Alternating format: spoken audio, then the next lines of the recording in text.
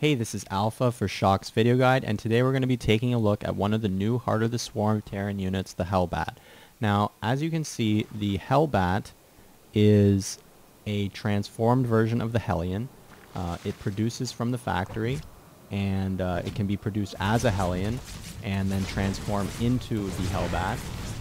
It requires an upgrade from Tech Lab, which also requires the armory in order to gain this transformation ability. But as you can see, the Hellbat boasts a number of advantages over the native Hellion. First of all, take a look at the HP. 135 hit points on the Hellbat means that things like Zerglings quite simply can't even hope to take down a few Hellbats without taking substantial losses. If we take a look at the attack of the Hellbat, we can see that it does whopping 32 damage to light units with just +1 attack, which is quite a bit. And the only real disadvantage to the Hellbat as opposed to the Hellion is that the Hellbat is much slower. It has to kind of walk around rather than being a sort of fast tank or speeder kind of thing.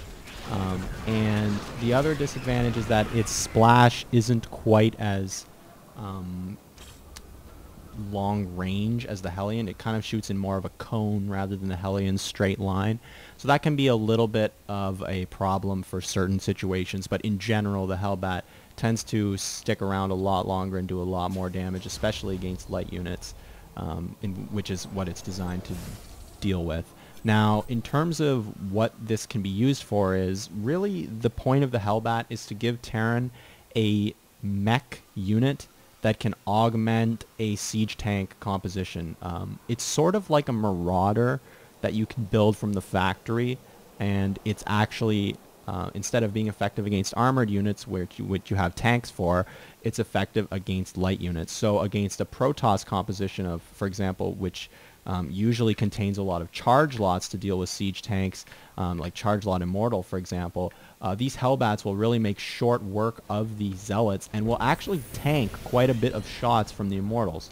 Similarly, against Zerg, against any sort of Infesterling composition, Hellbats do obscenely well just because fungal growth doesn't really do much damage to them, given their high HP, and they just simply roast lings quite literally very, very quickly.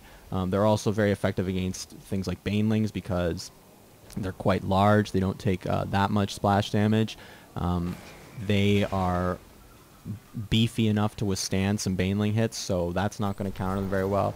Obviously, air-based compositions like Mutas would do still serious damage against the Thorless or Vikingless mech composition.